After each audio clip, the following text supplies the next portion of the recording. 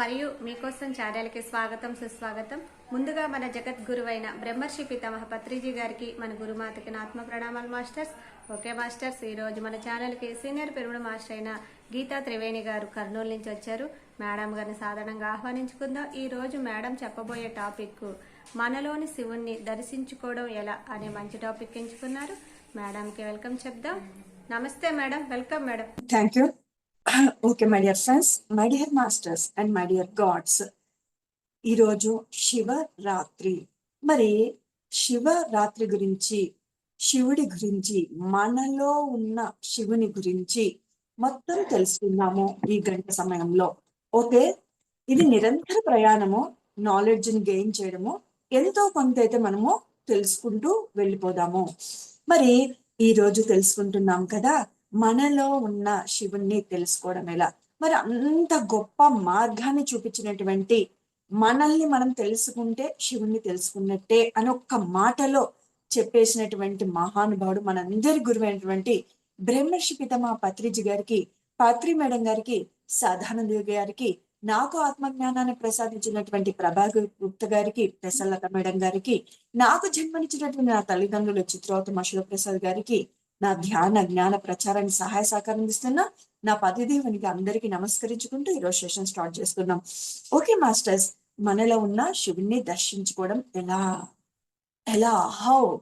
అందరి కోరిక ఏముంటుంది? కష్టాలు వెళ్ళిపోవాలని, బాధలు వెళ్ళిపోవాలని, ఆర్థికంగా బాగుండాలని, సంబంధ బాంధవ్య సమస్యలు ఉండకూడదు అని భగవంతుణ్ణి ముందుగా ప్రార్థిస్తాము. ఎవరు మొట్టమొదటిగా భగవాన్ని దర్శించాలి, నువ్వు నాకు దర్శనమివ్వు అని ఎవ్వరూ కోరరు. ముందు కొంచెం ప్రశాంతమైన జీవితాన్ని కోరుకుంటారు. మరి ఋషులు, మునులు, యోగులు వాళ్ళు భగవంతుని కోసమే స్మరణ చేసినారు కదా అంటే 100లో 1 2 అలాంటి మహానుభావులు లేకపోలేదు. ఓ రమణ మహర్షిని తీసుకోండి, రామకృష్ణ పరమహంసని తీసుకోండి, వాళ్ళు చిన్నతనం నుంచే ఆ పరమాత్మని దర్శించాలి, అసలు మనం ఎవరు, నేనెవరు అనే క్వశ్చన్తో వాళ్ళ జీవితం, ప్రశ్నతో వాళ్ళ జీవితం మొదలయ్యి ఆ తపనతోనే సాధన చేస్తూ సత్యాన్ని తెలుసుకొని బ్రహ్మానంద స్థితిలోకి వెళ్ళిపోయారు, పూర్ణత్వం పొందారు.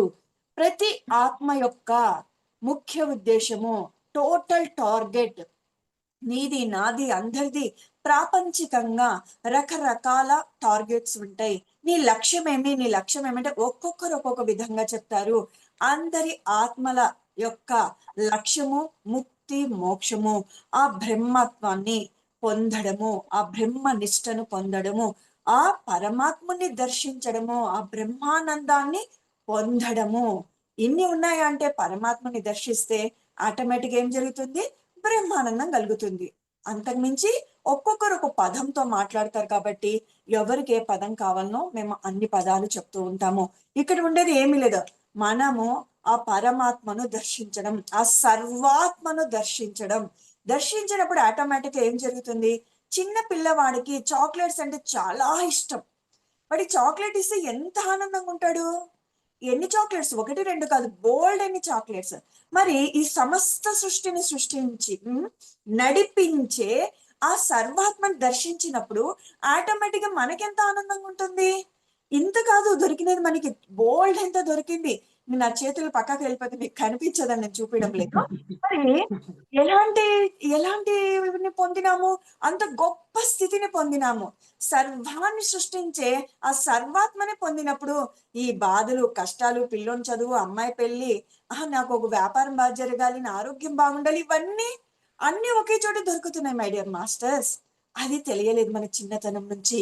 పూజలు, పునస్కారాలు, హోమాలు, యజ్ఞాలు, యాగాదులు, ఉపవాసాలు, కార్తీక మాసాలు, జాగరణలు, కొండలెక్కడాలు, గుట్టలెక్కడాలు, ముడుపులు కట్టడాలు, తల నీలాలు ఇవ్వడాలు, రామకోటి సాయికోటి రాయడాలు, నామజపాలు చెయ్యడాలు, ఇదే మనము తెలుసుకునేది ఇప్పటి వరకు. ఎవరు ధ్యానం అనేది మనకు చెప్పలేదు. చూడండి, శివుడే ఏ స్థితిలో ఉంటాడు? ధ్యాన ముద్రలో ఉంటాడు. ఏ పిక్చర్ తీసుకోండి, ఏ ఫోటో తీసుకోండి, ఎలా ఉంటాడు? ఈ విధంగా ఉంటాడు.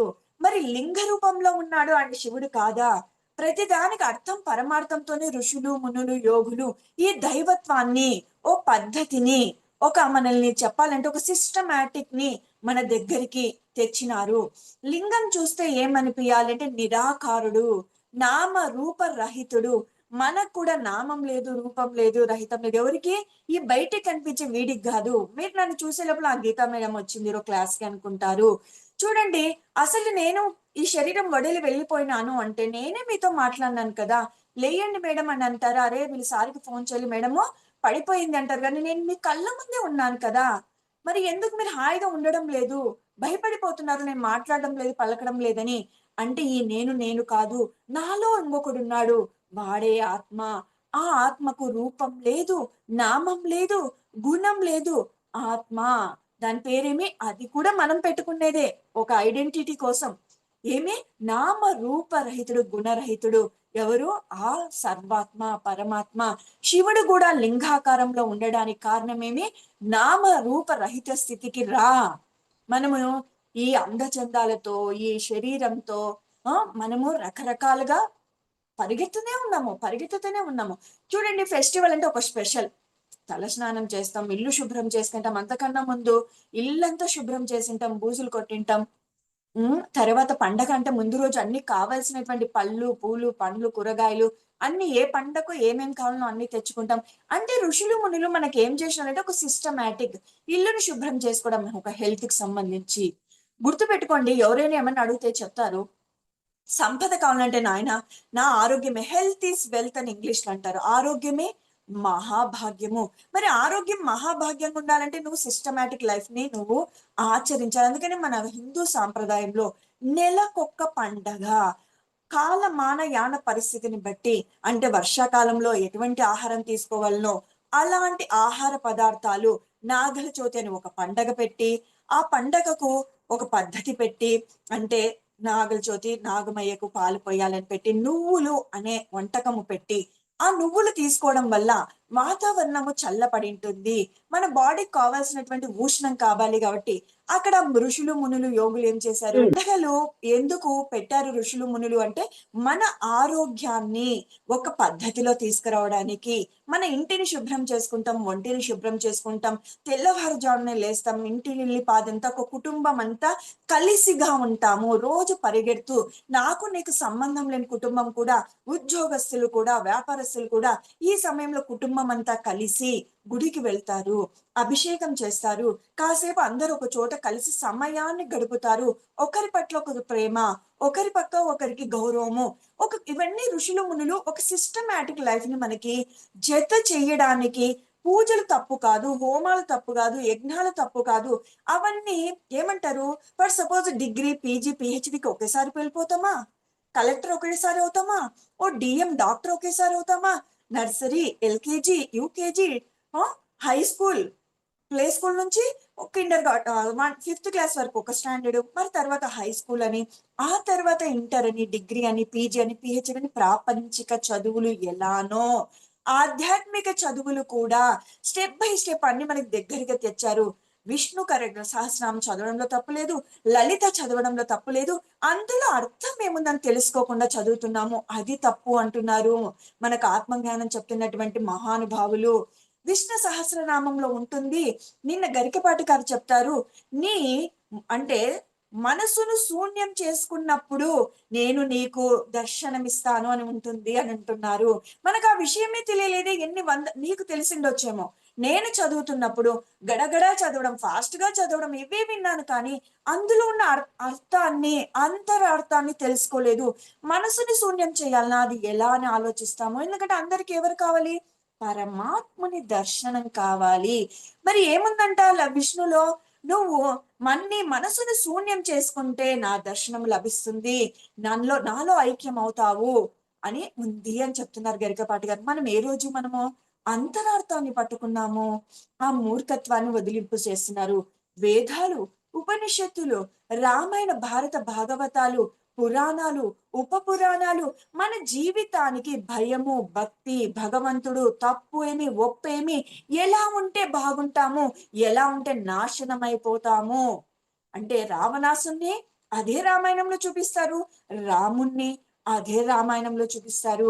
మరి నువ్వు ఎలా జీవిస్తావో నీ ఇష్టం అని చెప్తున్నారు. మనం ఎంతసేపు ఉన్నా దేవునికి తుడిచామా, బొట్లు పెట్టామా, 5 బొట్లు పెట్టాలన్నా, 3 బొట్లు పెట్టాలన్నా, ఈ ఏలతో పెట్టాలన్నా, ఈ ఏలతో పెట్టాలన్నా, 3 దీపాలు ముట్టియాలన్నా, 2 దీపాలు ముట్టియాలన్నా, రకరకాల పిచ్చి పిచ్చి చేష్టలతోనే దీపం ముట్టించమన్నారు. జ్ఞాన జ్యోతి వెలిగించుకొని రోజు నిన్ను గుర్తు చెయ్యటానికి మునులు ఋషులు ఆ సిస్టమ్ ని మన ముందుకు తెచ్చారు. మన ఊరికి దీపం వెలిగించడం, స్వామి నాకు అది ఇవ్వు, స్వామి నాకు ఇది ఇవ్వు, నా కుటుంబానికి అది చెయ్యి, లోక సమస్త సుఖినో భవంతోని వెలిగించే వాళ్ళు ఉన్నారు. అంటే ఈ లోకంలో ఉన్న వాళ్ళందరూ సుభిక్షంగా ఉండాలి. ఆ విషయాన్ని మనం మరుగున పడేస్తున్నాము. అది తెలియక ఈ వీటితోనే మనం అమాయకమవుతున్నాము. చూడండి, జన్మ పరంపర పూర్ణాత్మ నుంచి వచ్చిన అంశాత్మ మనం ఒకేసారిగా మానవుడిగా రాలేదు అని అనేసి మనము ఏదైనా ఆధ్యాత్మికత అండి, ఓన్లీ పిరమిడ్ సొసైటీ అని పత్రి సార్ ఎప్పుడు అన్నారు. చిన్మయ మిషన్ అయినా, ఓం శాంతి అయినా, సద్గురు అయినా, ఎన్ని రకాల సంస్థలు ఉన్నాయో అందరూ చెప్పేది ఒకటే, నీలోనే ఉన్నాడు ఆ పరమాత్ముడు. ఆయన నిన్ను దర్శించాలంటే, అసలు నువ్వే దైవము అని దర్శించాలంటే ధ్యానం చెయ్యి. సత్యం నీకు తెలుస్తుంది. సత్యంలో జీవించు. ఆ సత్యంలో భాగంగానే ఈ రహస్యాలు తెలుసుకున్నాము. జీవాత్మ అంటే మనము, అంటే జీవుల్లోకి ఆత్మ ప్రవేశించింది కాబట్టి జీవాత్మ అయింది. ఎప్పుడైతే ఈ పరమాత్మ మన జీవాత్మగా మన లోపలికి వచ్చిందో ఒకేసారి మానవ జన్మ తీసుకోలేదంట. ఖనిజ, వృక్ష, జంతు అన్నిట్లోనూ 21 లక్షలు 20 లక్షలుగా తీసుకొని చిట్ట చివరి 83,99,099 అయిపోయినాక, జన్మలు అయిపోయినాక చిట్ట చివరి జన్మ మానవ జన్మ తీసుకొని ఇక్కడి నుంచి మొదలవుతుంది. ఇంకా నువ్వు పరమాత్మనికి ఇంత జర్నీ అయిపోయింది, అన్ని అనుభవాలు పొందడానికి. ఖనిజంలో సాధక బాధకాలేమి, వృక్షంలో సాధక బాధకాలేమి, జంతువుల సాధక బాధకాలేమి, మానవుడి జన్మలో సాధక బాధకాలేమి. స్త్రీగా పురుషుడిగా అన్ని జన్మ తీసుకోవాలి, అన్ని అనుభవాలు పొందాలి. అనుభవమే జ్ఞానము అంటారు పత్రిజీ సారు. ఏమంటారు? అనుభవమే జ్ఞానము. ఆ జ్ఞానము తెలుసుకున్నవాడు వాడు ఎలా జీవిస్తాడు? ఓ భగవంతుని యొక్క గుణాలతో జీవిస్తాడు. భగవంతుని గుణాలేమి? ప్రేమ, దయ, కరుణ, జాలి, క్షమ, సహనం. చూడండి, రామునికి కృష్ణునికి కష్టాలు లేవా? బాధలు లేవా? అవమానాలు లేదా? కృష్ణుణ్ణి దొంగగా ముద్రీకరిస్తారు ఒకానొక సందర్భంలో. చింతించినాడా? భయపడ్డాడా? బాధపడ్డాడా?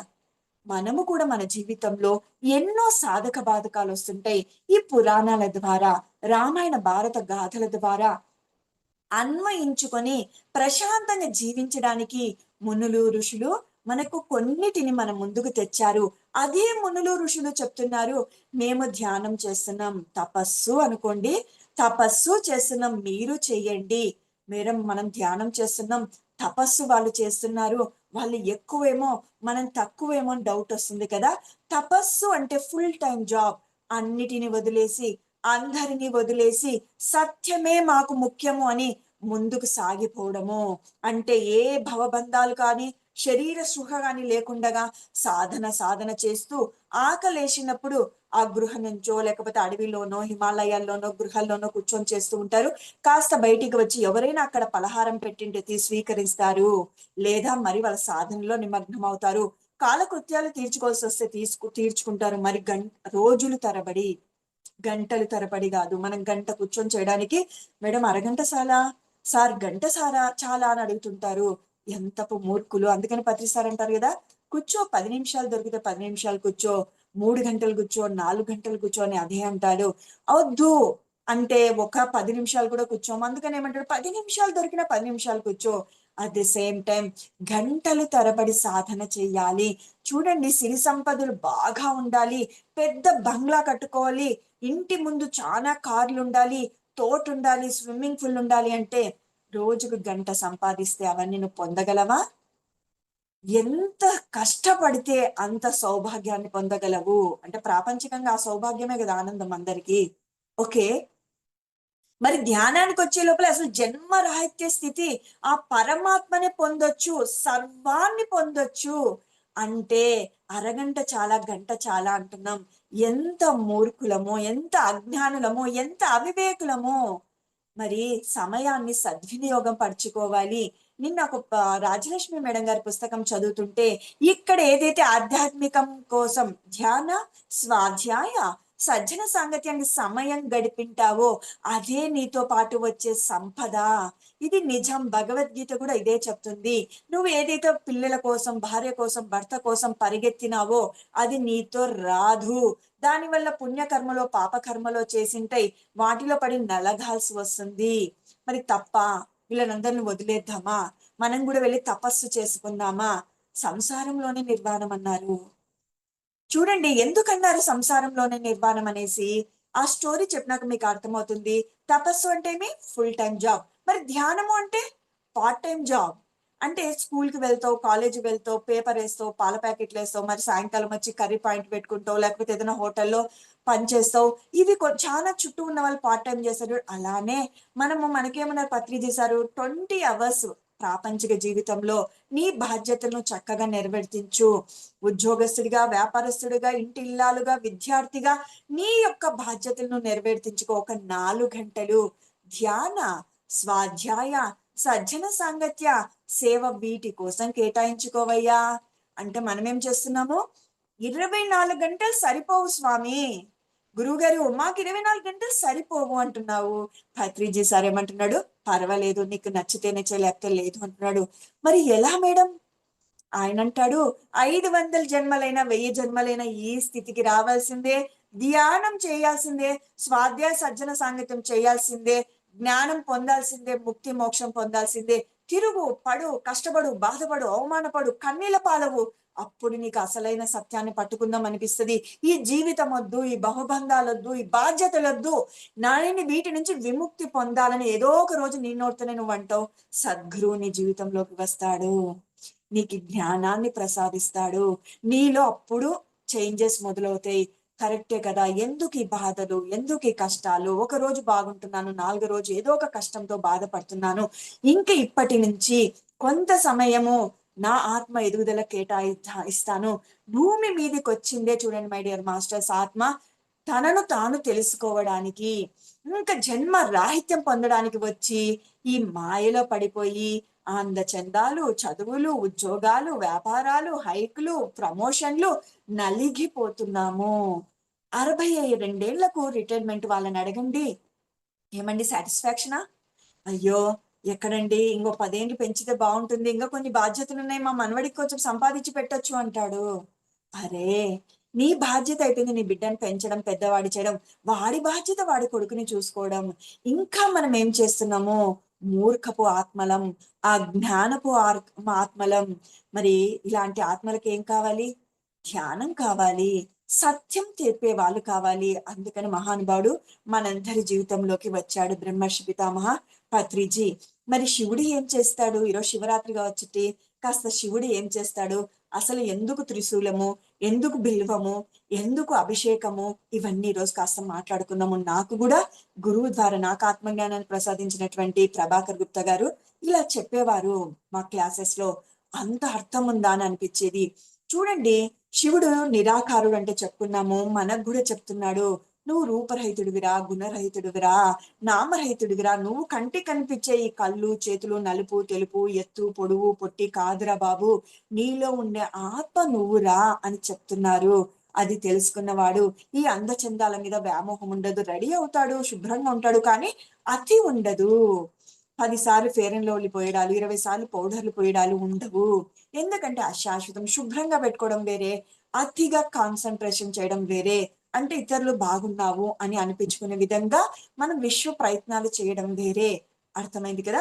మరి అభిషేకం చేస్తారు, ఎస్పెషల్లీ ఈరోజు శివరాత్రి కదా, ఒకసారి వెళ్ళి చూడండి గుడిలో ఎంత పెద్ద క్యూ ఉంటుందో. నాకు కూడా పైన మా అపార్ట్మెంట్ లో అంటడింది, రేపు మీరు అభిషేకానికి వెళ్తున్నారా? నాకు గుర్తుండి ఎప్పుడు పోలేదు. అంటే ధ్యానం వలన అంటే లేదు, అప్పుడు కూడా నాకేం జ్ఞానం లేదు. ఆ రష్ చూసి నేను నా హస్బెండ్ అనుకుంటాం, ఆ సమయంలో టకటకా వెళ్ళి టకటకా చేసి వెళ్ళిపో అని బాపనయ్య బయటికి తోసేస్తుంటే మనం ఆన్నే నిలబడి కాళ్ళ మీద తల మీద నీళ్లు వేసుకుంటూ ఇతరులను ఇబ్బంది పెట్టుకుంటూ అయ్యవార్లకు మెంటెంటేషన్ పెట్టిస్తూ ఏం ఆడ మంచి జరుగుతుంది? అలా చేసిపోయి గుడికి వెళ్ళి దర్శనం చేసుకోవాలి. ఎందుకంటే సర్వాంతర్యామి పరమాత్ముడు అంటే అందులో లేడని పోకుండా ఉండకూడదు. నేనే దైవం అన్నారు కదా మేడం, నేను ధ్యానం చేసుకుంటాను, నేను గుడికి పోను. Very good, there is no problem. కానీ ఇంట్లో అడుగుతుంటారు చూడు, భర్తో భార్య గుడి పోదామండి పోదామండి అని. వాళ్ళ తృప్తి కోసం వెళ్ళండి. వాళ్ళ మాట మన వింటే మన మాట వాళ్ళు వింటారు. ఏం చేయాలి? గుడికి వెళ్ళాలి. ఆడ గుళ్ళో కొద్దిసేపు లాస్ట్ లో కూర్చుంటాం కదా, నీకోసం గుడికి వచ్చాను కదా, నా కోసం ధ్యానం చేయండి అని భార్య పిల్లలకు భర్త పిల్లలకు చెప్పాలి. అప్పుడు వాళ్ళు మన దారిలోకి వస్తారు. 5 నిమిషాలు చేయని, వాళ్ళ జీవితంలో ఒక్క నిమిషమైన ధ్యానం ఉంటే మరు జన్మలో ధ్యానుల జ్ఞానుల సమూహంలో వాళ్ళు జన్మ తీసుకుంటారు. అయిపోయింది కదా మన పని. కుటుంబ సభ్యుల్ని ధ్యానంలోకి తెచ్చినట్లే కదా ఒక్క నిమిషం ధ్యానం చేసినా. ఆ కిటుకు ఆ కౌశలం ఇవన్నీ ఎవరు చెప్తున్నారు? పత్రిజీ సార్ చెప్పారు మనకి. మరి శివునికి అభిషేకం అని పరిగెత్తుతూ ఉంటాం. మరి అభిషేకం చేసినప్పుడు శివుని మీద పాలు పండ్లు తేనె ఆ పంచామృతం వేసినప్పుడు అవి అలానే ఉంటాయా? ఇలా విగ్రహం నుంచి ఆ శిల నుంచి ఇలా లింగం నుంచి కిందికి జారిపోతాయి. దాని అర్థం అంట, మనం కూడా అన్నిటిని అంటించుకోకూడదంట. ఒకవేళ అవి కొంచెమైన లింగానికి అంటుకొని ఉంటాయి కదా అని మన మేధావులు మన వాళ్ళు మొత్తం అంటించుకోం కదా. మనం కూడా భవబంధాల్లో ఉన్నాం, బంధంలో ఉండు కానీ ముడిపడద్దు. అభిషేకం చేసినప్పుడు ఎంతో కొంత స్వామి విగ్రహాన్ని కూడా అంటుకుంటుంది. తేనో పాలో అవన్నీ ఇలా జలజల రాలి వెళ్ళిపోతాయి. ఒక తేనె నెయ్యి అవి మాత్రమే కాస్త ఆ లింగానికి అట్టి పడతాయి. తర్వాత నీళ్లు వేసి అదంతా కూడా ఐవర్ ఏం చేస్తారు, అట్లనే ఉంచుకోడు. అలానే నీళ్లు వేసి ఎలా శివలింగానికి ఉన్నటువంటి ఆ తేనె నెయ్యి కూడా పోతుందో, అలా నువ్వు ధ్యానం చేసి ఆ కాస్మిక్ ఎనర్జీని ఆ విశ్వశక్తిని నీ లోపలికి ప్రవహించుకొని నీలో ఉన్న కాస్త మలినాలను కూడా ఈర్ష ద్వేష కామ క్రోధ లోభ మోహ మధం ఆశ్చర్యాలను కడిగేసేయి అని చెప్తున్నారు. ఆ లింగానికి అభిషేకం ఏమి, మనం కూడా అన్నిటిని అలా త్యజించేయాలి అని అనేసి అందరం వెళ్ళి బిల్వం బిల్వం బిల్వం అని వెళ్ళి బిల్వము పెడతాము. బిల్వానికి ఎన్ని ఆకులు ఉంటాయి గమనించండి. చాలా మంది తెలుసు, తెలియని వాళ్ళు గమనించండి. 3 ఆకులు ఉంటాయి, అవి కూడా ఇలా ఉండి ఇలా ఉంటాయి. అంటే 2 కిందికి ఉండి 3 ఆకు కొంచెం ఎత్తుగా ఉంటుంది. ఈ 2 చర్మ చక్షువులు. 3వది తాడై. దీన్ని నువ్వు యాక్టివేట్ చేసుకో. ఎప్పుడు నువ్వు నీ కంటిని నువ్వు ఎప్పుడు తెరుచుకుంటావు, 3వ కంటిని నువ్వు ఎప్పుడు తెరుచుకుంటావు, ఎప్పుడు లోకాన్ని అంటే విశ్వాన్ని మొత్తాన్ని సమస్తాన్ని ఎప్పుడు దర్శిస్తావు. తాడై అంటుంటారు కదా, తాడై మాస్టర్స్ అంటుంటారు కదా మన మాస్టర్స్ కూడా. మరి శివుని కూడా ఎన్ని కళ్ళు ఉన్నాయి? 3 కళ్ళు ఉన్నాయి అంటారు. మరి శివునికి ఉన్న 3వ కన్ను మనకి లేదా అంటే మనకు ఉంది. కానీ మనం ఏం చేస్తున్నాం? ఆ జ్ఞానంలో పడి ఆ కన్ను బూడుకుపోయింది. నువ్వు సాధన చేయగా చేయగా ధ్యానంలో నువ్వు ఎన్నో లోకాలను సంచరిస్తావు. ఎంతో మంది మహానుభావుల ఆత్మ జ్ఞానాన్ని ధ్యానంలో స్వీకరిస్తావు. అదే తాడే మాస్టర్స్ అంటే అక్కడ అర్థమేమి, నీకు తాడే యాక్టివేట్ అయింది అని అర్థము. ఇవన్నీ తెలియక మనం ఏం చేస్తున్నాము? పరిగెడుతున్నాం. ఎవరి ముందు పూజ చేస్తే వాళ్ళకు పుణ్యము, ఎవరి ముందు ఆ నైవేద్యం పెడితే అది పుణ్యము అనుకుంటున్నాం. మనకు కూడా చెప్తున్నారు ధ్యానంలో, నువ్వు ధ్యానం చేసి ఆ కాస్మిక్ ఎనర్జీని విశ్వగంగని నీ లోపలికి ప్రవహింప చేసుకో. మరి స్వాధ్యాయ సజ్జన సాంగత్య చేసి భగవంతుని పంచభక్ష పరమాణాలతో నైవేద్యం పెట్టు. అది కాకుండా మనం ఏం చేస్తున్నాం? పరిగెడుతూ ఉన్నాం. ఎన్ని ప్రదక్షిణలు చేయాలని మరొక డౌటు. 3 ప్రదక్షిణలు. తమో రజో సత్వ గుణాలకు ప్రతీకగా ఈ గుణాలన్నీ నేను పడిపోవాలి, నాలో తమో గుణం పడిపోవాలి, రజోగుణం పడిపోవాలి అని చెప్తున్నారు. మరి గంట ఎందుకు పెడతారు? భగవాన్ నీ దర్శనానికి వచ్చానయ్యా అని ఒక సౌండ్ చేస్తాం కదా, బెల్ కొడితే ఎలానో, ఒక ప్రతిదానికి ఒక అర్థాన్ని పరమార్థాన్ని, మనలో కూడా ఒక అలర్ట్నెస్ వస్తుంది. మన హార్ట్ కి బ్రెయిన్ కి కూడా ఆ రేంజెస్ ఆ వేవ్స్ మనకి చాలా ఇంపార్టెంట్ అని చెప్తున్నారు. చూడండి, మరి ఏం చేస్తాము? శివరాత్రి రోజు ఉపవాసం ఉంటాము. మరి ఋషులు మునులు యోగులు ఉపవాసం ఎందుకు పెట్టారు? చూడండి, ఉపవాసం ఉంటే ఎంతసేపు ఉన్నా లిక్విడ్స్ తీసుకుంటాము. ఇప్పుడు మారిపోయినాయి అనుకోండి, బోల్డని పళ్ళు, మరి సాయంకాలము బ్రేక్ఫాస్ట్ చేసుకొని తినడము. ఒకప్పుడు శివరాత్రి అంటే ఓన్లీ భగవంతుని అభిషేకానికి వచ్చిన తీర్థము అవి తాగి పండు ఒకటో రెండో తినేవాళ్ళు, నామస్మరణతో ఉండేవాళ్ళు. ఇప్పుడు సినిమాలు పెట్టుకొని ఆ ప్రోగ్రాంలు పెట్టుకొని ఈ ప్రోగ్రాంలు పెట్టి, ఇది కాదు. రోజు ఈ ప్రపంచంతో ప్రాపంచికతతో పరిగెడుతున్నావు. ఒక ముఖ్య దినంలోనైనా రామున్నో కృష్ణున్నో శివున్నో నామస్మరణ చేస్తావు. చూడండి, ఇప్పుడు మనమంతా ఏం చేస్తుంటామో అంతరంలో ఓం నమ శివాయ, ఓం నమ శివాయ అంటుంటాం. మిగతా రోజులు అంటావా? కడుపు నిండా తిన్నామనుకో కంటి నిండా నిద్ర వస్తుంది.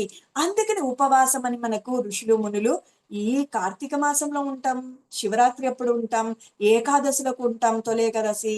అలానే కాకుండా నెలలో వచ్చే 2 ఏకాదశులకు కూడా 15 డేస్కి ఒకసారి వస్తుంది కదా. ఎందుకు ఉండేవాళ్ళంటే మన బాడీలో ఉండే ఫ్యాట్ అంతా మర్జ్ అయిపోవాలి.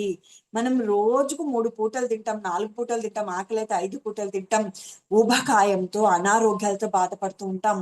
అలా ఉపవాసాలు అనే పండగల రూపంలో పుణ్యమనో, లేకపోతే బుధవారాలని, శుక్రవారాలని, సాయిబాబా గురువారం అని, నాగవేంద్ర స్వామికి గురువారం అని, అలా రకరకాలుగా ఉపవాసాలు ఉండడం పెట్టడం కూడా ఋషులు మునుల యొక్క అంతరార్థమేమి, ఆరోగ్యమే మహాభాగ్యం. మరి నువ్వు ఆరోగ్యంగా ఉండాలంటే ఒక రోజు డైట్ ఉండాలి. ఆ డైట్ వల్ల నీలో ఉండేటువంటి ఎంజైమ్స్, ఫ్యాట్ ఎంజైమ్స్ అన్ని కరిగిపోతాయి.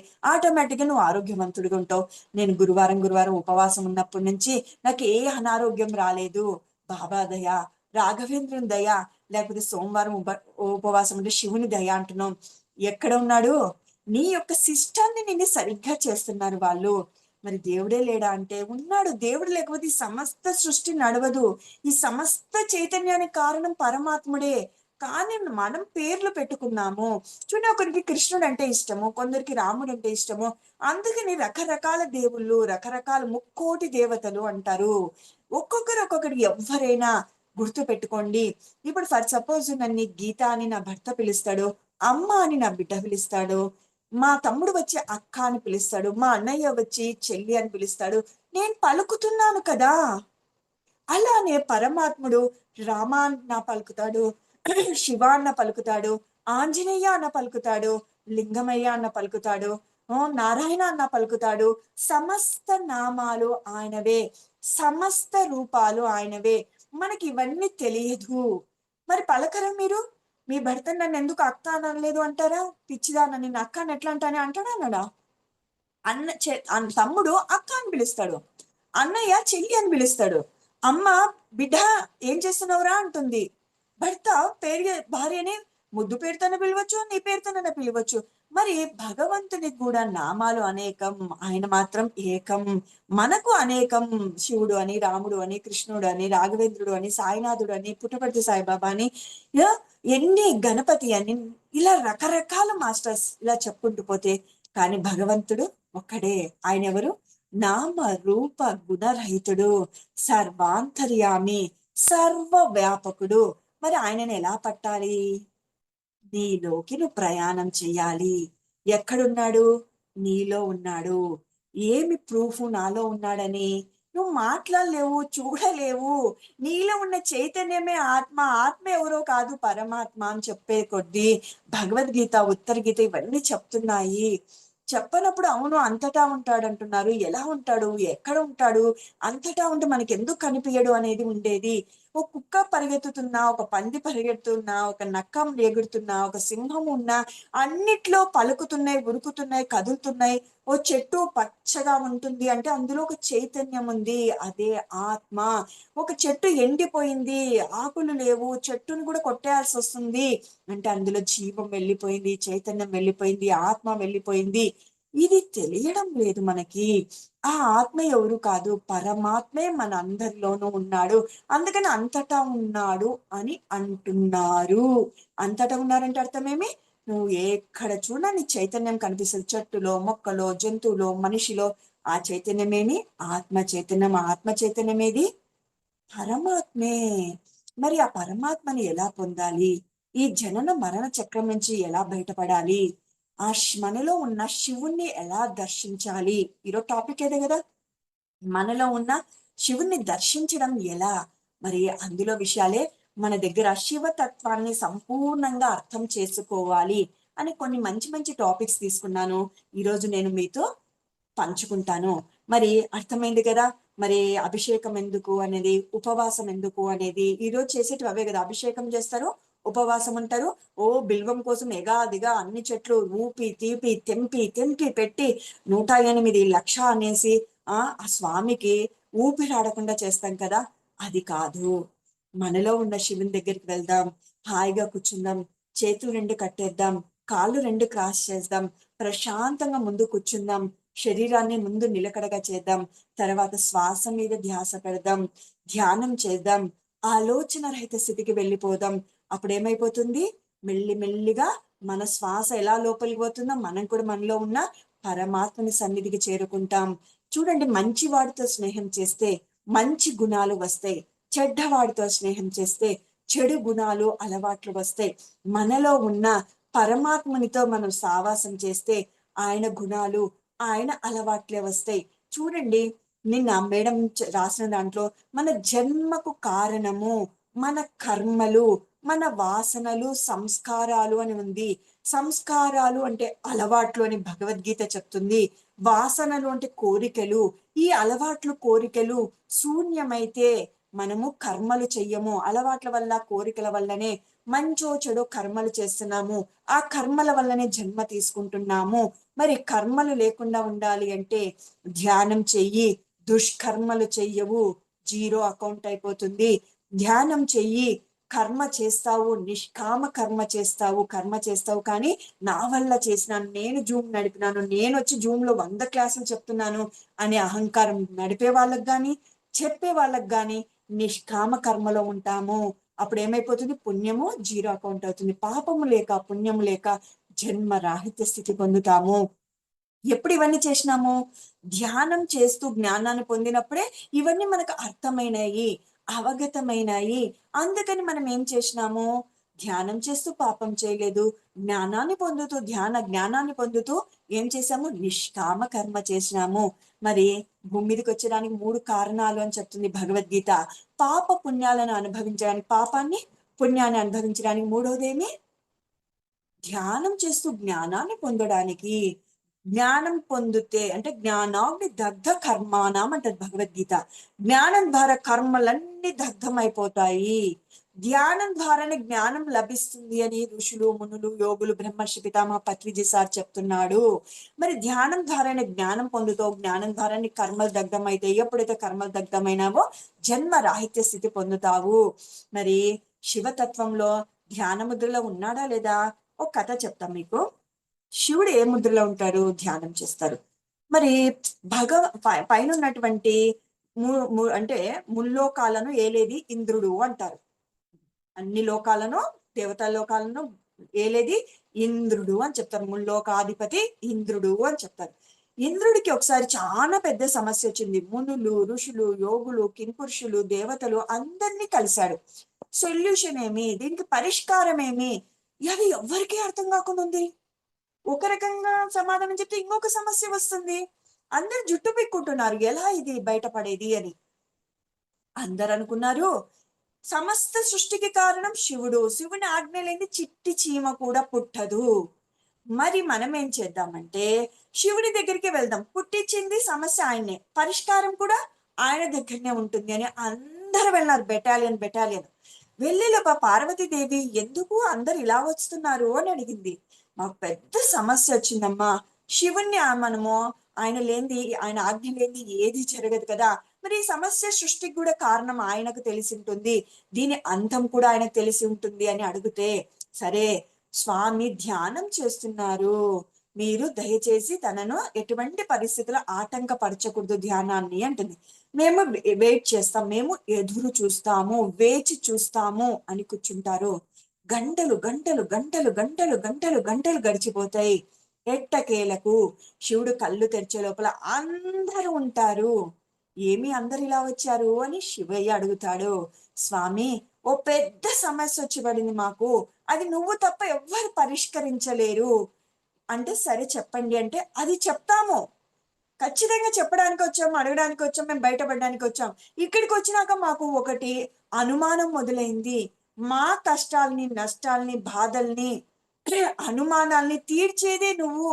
మరి నువ్వు ఎవరి కోసం ధ్యానం చేస్తున్నావు, ఎవరిని పూజిస్తున్నావు, ఎవరితో నువ్వు మమేకమై ఉన్నావు అంటే శివుడు చెప్తున్నాడు, ఈ సమస్త సృష్టిని నడిపేది నేనే కాదనను, నీ సమస్త సృష్టికి ప్రభువుని నేను కాదనను. మరి ఈ సమస్త సృష్టి నడవాలంటే శక్తిని నేను కేటాయించాలి, శక్తిని నేను ధారపోయాలి, మరి తిరిగి శక్తిని పొందాలి, పొందిన దాన్ని ధారపోయాలి, ధారపోసినాక ఖాళీ అవుతుంది కదా, మరి తిరిగి పొందాలి. నేనే సాధన చేస్తుంటే మరి మీరు చేయాలి కదా అని దాని అంతరార్థము. మనము కూడా చేసిన పుణ్యమంతా ఖర్చు అయిపోతుంది, మరి బాధలు కష్టాలు అవమానాలతో పడుతున్నాం. అందుకని నిరంతరం ధ్యానం చేస్తూ శక్తివంతులుగా ఉంటే మన జీవితంలో ఎన్ని ఒడిదుడుకులు వచ్చినా తట్టుకునే శక్తి వస్తుంది అని ఆ కథ మనకి చెప్తుంది. ఒక రోజు చేస్తే చాలా, శివరాత్రి రోజు చేస్తే చాలా, దసరా రోజు చేస్తే చాలా కాదు. ఎప్పుడు ఎలా చేయాలంటాడు పత్రిజీ సారు? నిరంతర ధ్యాన సాధన జ్ఞాన సముపార్జన ఉండాలి అంటారు. ఆ స్థితిలో ఉండాలి మనము. ఎప్పుడు ఎలా ఉండాలి? నిరంతరము ధ్యానం చేయాలి, జ్ఞాన సముపార్జన చేయాలి. ఎప్పుడో ఒకసారి అని కాదు, రోజు గుర్తు పెట్టుకోవాలి. పడుకునే లోపు నేను ధ్యానం చేసుకున్నానా, పుస్తకం చదివినానా, ఒక కాన్సెప్ట్ విన్నానా. మన యొక్క లైఫ్ స్టైల్లో ఆ షెడ్యూల్ ఉండాలి. బ్రేక్ఫాస్ట్ ఏ టైంకు తినాలనో తెలుసు, లంచ్ ఏ టైంకు చేసుకోవాలనో తెలుసు, ఎప్పుడు ఏ షాపింగ్ చేయాలనో తెలుసు, ఎప్పుడు ఏం సమకూర్చుకోవాలనో తెలుసు. ఈ జీవిని ముక్తి పదంలో నడపడం మాత్రం మనకి తెలియదు. చెప్పినా వినకున్నాము. నేను గుడికి పోకపోతే, పూజ చేయకపోతే నాకు దేవుడు శపిస్తాడు. ఆయన శాడిస్ట్ కాదు మై డియర్ ఫ్రెండ్స్. నువ్వు మొక్కకపోతే ఆయన ఏం మనల్ని శపించాడు. నువ్వు ధ్యానం చేస్తే ఇంకా ఆనందిస్తాడు. నా ఓడొచ్చాడు, నా మార్గంలో నడిచేటోడు వచ్చాడు. చూడండి, తండ్రి వారసత్వంగా బిడ్డలు ఎదుగుతుంటే, 3 4 కొడుకులు ఉన్నారు. తండ్రి వారసత్వం తీసుకొని నడుస్తుంటే ఆ తండ్రికి ఆనందంగా ఉంటుందా? లేకపోతే పిడదారిలో నడుస్తూ ఉంటే, తండ్రి ఎంత చెప్పిన తండ్రి వ్యాపారం కావచ్చు బాధ్యతలుగాను స్వీకరించకుండా ఇష్టారాజ్యంగా తిరుగుతున్న బిడ్డల మీద మమకారం ఉంటుందా? మనం ఏం చేస్తున్నాము? నాకు అవి కావాలి, ఇవి కావాలని పీక్క తింటున్నాం భగవంతుణ్ణి. నీకు ఏమి కావాలనో అన్ని గత జన్మల కర్మల ద్వారా నువ్వు ఆల్రెడీ నీ దగ్గర అకౌంట్ లో ఉన్నాయి. ఎప్పుడెప్పుడు ఏమేమి రావాలనో అవి వస్తూ ఉంటాయి, పోతూ ఉంటాయి. నీ పని ధ్యానం చేస్తూ ఈ జనన మరణం నుంచి బయటపడు. జనన మరణాలకు కారణము కర్మలు, కర్మలకు కారణము కోరికలు, అలవాట్లు. మరి కోరికలు, అలవాట్లు శూన్య స్థితికి రావాలి అంటే ధ్యానం చేస్తే విశ్వశక్తి ద్వారా మనలో ఉండే అలవాట్లు, కోరికలు రూపాంతరం చెందుతాయి. ఏ కోరిక అంటేమి? ఇది ఉంటే ఇంకా ఏదో కావాలి. ధ్యానం చేసేటోడు ఎలా ఉంటాడు? ఏది ఉందో దాంతో ఆనందంగా ఉంటాడు. కోరికలు జీరో అయిపోయినాయా లేదా? అలవాట్లు, ధూమపానం చేయడం, తాగడం, మంచి ఉంటుంది, చెడు ఉంటుంది. మంచి అలవాటు ఎలా చేస్తావు? నిష్కామ కర్మగా చేస్తావు. చెడు అలవాట్లు వద్దు. వీటి వల్ల కుటుంబానికి నష్టం, నా దేహానికి నష్టం. నేను వచ్చినది శరీరాన్ని కాపాడుకుంటూ సాధన చేసి ఈ జన్మనే ఆఖరి జన్మ చేసుకోవాలి. ఈ జ్ఞానంతో నీలో ఉన్న సంస్కారాలు, వాసనలు రూపాంతరం చెంది జన్మ రాహిత్యం పొందుతాము. ఆ కిటుకు కౌశలం అంతే. ఏమి? నీలో ఉన్న శివుణ్ణి నువ్వు దర్శించాలి. శివుడు అంటే ఎవరు? ఆత్మ. ఆత్మను ఎలా దర్శిస్తావు? ధ్యానం ద్వారా. మరి శివతత్వాన్ని సంపూర్ణంగా అర్థం చేసుకోవాలి. అర్థమైంది కదా? మరి కథలో అందరికీ వచ్చిన అనుమానం ఏమి? మమ్మల్ని ఏలేవాడివే నువ్వు కదా నాయనా, నువ్వేం చేస్తున్నావు, నువ్వెవరు పూజ చేస్తున్నావు? అందుకనే చాలా మంది అంటారు, మనము దేవుళ్ళకి అప్లికేషన్ పెడితే ఆ దేవుడు మరి ఆ సర్వాంతర్యామికి పోయి అప్లికేషన్ పెట్టాలి. తెలివైనోడైతే డైరెక్ట్ గా ఆ సర్వాంతర్యామికే, ఆ పరమాత్మకే డైరెక్ట్ గా నువ్వు అప్లికేషన్ పెట్టుకో. ధ్యానం చేసి నువ్వు కనెక్టివిటీ నువ్వు డైరెక్ట్ గా ఆయనతో ఉంటుంది. ఈ చిన్న చిన్న మాస్టర్స్ తో ఎందుకు అంటే, నీకు ఏదైనా పని జరగలేదు, ఎమ్మెల్యే దగ్గరికి పోతావు, సర్పంచ్ దగ్గరికి పోతాం. ఫస్ట్ ఎవరిమైనా కానీ ఊర్లో గ్రామంలో సమస్య వస్తే సర్పంచ్లో, వాలంటీర్లో దగ్గర వెళ్తాం. అరే ఎమ్మెల్యే దగ్గర పోతే మీకు అవుతుంది, ఎంపీ దగ్గర పోతే మీకు పని అవుతుందంటే మనకి ఏమనిపిస్తుంది? నేనే ఎమ్మెల్యే ఎంపీ అయితే ఎంతో బాగుంటది, ఈ రామాయణం ఉండదు అని అనిపిస్తుంది. లేదా నా బంధువులు ఎవరైనా ఉంటే బాగుంటది అనిపిస్తుంది. మరి ఎమ్మెల్యే ఎంపీ కాడికి పోతే ఆయన ఏమంటాడు? ముఖ్యమంత్రి కాడికి పోండి, తొందరగా పని అవుతుంది అంటది. అప్పుడు అనిపిస్తుంది ముఖ్యమంత్రి మన చేతుల్లో ఉంటే ఎంత బాగుంటది అనిపిస్తుంది. ముఖ్యమంత్రి మన చేతుల్లోనే ఉన్నాడు అనుకుందాం, పిఎం అయితే పనిని తొందరగా చేసేస్తాడు, మన వల్ల కాదు అంటే ఏమనిపిస్తుంది? ఆ పిఎంఎం నువ్వురా బాబు, నీలో ఉండే పరమాత్మనే నువ్వురా బాబు. నువ్వు ఎక్కడెక్కడో వెతుకుతున్నావు. కొంతమంది నాగమయ్యకి పాల్గొనమంటారు, కొంతమంది నవగ్రహాలకు పూజ చేయమంటారు, కొంతమంది హోమాలు యజ్ఞాల్లో పాల్గొనమంటారు, కొంతమంది ఉపవాసాలు ఉండమంటారు, కొంతమంది పొర్లు దండాలు పెట్టమంటారు, ప్రదక్షిణలు చేయమంటారు. ఇన్ని చెప్తారు. అన్నిటికన్నా ముఖ్యమైనది, అన్నిటికన్నా మూలమైనది ధ్యానం చేసి నీలో ఉన్న అసలైన శక్తిని పట్టు. ఆ శక్తి నిన్ని అద్భుతమైన ప్రాపంచిక జీవితం ఆనందదాయకంగా అద్భుతంగా ఉంటుంది. ఆటోమేటిక్ గా ఆధ్యాత్మిక జీవితము బాగుంటుంది. ముందు ఆధ్యాత్మికతలో ప్రయాణం చేస్తే ప్రాపంచికత ఆటోమేటిక్ గా బాగుంటుంది. అది తెలియకుండా మనం ఏమంటున్నాం? స్వామి నాకు ఈ కష్టాలన్నీ దూరం చెయ్యి, నేను అప్పుడు ధ్యానం చేస్తా అంటున్నాం. మారే మూర్ఖులా! నువ్వే సంపాదించుకోవాలి. నువ్వు ఖర్చు పెట్టాలంటే ఎవరు సంపాదించుకుంటారు? నువ్వే సంపాదించుకోవాలి. నువ్వు ఆనందంగా ఉండాలంటే ఏం చేయాలి? నువ్వు సంపాదించుకో. దుష్కర్మలు చెయ్యొద్దు, సత్కర్మలు చెయ్యి. ఆ పుణ్యఫలం నిన్నే, నీ కుటుంబాన్ని సర్వదా కాపాడుతుంది. ఇహలోకంలో శివపుత్రత్వం, మరి పరలోకంలో శివతత్వం ఉంటాయి. ఇహలోకంలో ఏముంటాయి? శివపుత్రత్వం అంటే ఆయన బుద్ధులం కాబట్టి, మరి పరలోకంలో శివతత్వం ఉంటుంది కనుక శివపుత్రులమైన మనం ఇహలోకంలో ఉంటూనే పరలోకంలోనే శివతత్వాన్ని పరవశత్వాన్ని పొంది తీరాలి. అంటే నువ్వు ఈడ శివపుత్రునిగా ఉంటూనే పరలోకంలో ఉన్న శివతత్వాన్ని పొంది తీరాలి. అంటే శివపుత్రునిగా ఉంటూ ధ్యానం చేస్తూ ఆ శివతత్వాన్ని పొందు అని చెప్తున్నారు. ఇది సాధ్యం కావాలంటే మనకు నిరంతర ధ్యాన జ్ఞాన సాధన ఒకటే మార్గము. నువ్వు శివపుత్రుని ఉంటూ శివతత్వాన్ని పొందాలంటే ధ్యాన సాధన ఒకటే మార్గము. సంగీతం, నృత్యం, ధ్యానం ఈ మూడు కలిస్తేనే ఆత్మ వికాసం. ఏమి సంగీతం, మరి శివుడు ఇంకొక స్థితి ఏది? నాట్యంలో. ఆ సంగీత నాట్యంలో మునిగి తేలుతూ ఉంటాడు. మనం కూడా ఎలా ఉండాలి? మన జీవితాన్ని చక్కగా సంగీతంతోనూ నృత్యంతోనూ ధ్యానంతోనూ ఈ మూడు కలిస్తేనే ఆత్మకు వికాసం. ఆకాశాన్ని అంటుతుంది. అందుకని కర్తాల్లో ప్రోగ్రాంలో ఎందుకు ఎన్నో రకాల ప్రోగ్రామ్స్ పెడతారు? మన మనసు కూడా ఆనంద తాండవం ఆడాలి. ఈ మనసు ఈ శరీరము మనసు బుద్ధి అంతకు మించిన ఆత్మ పరమాత్మలో ఐక్యం అవ్వాలి.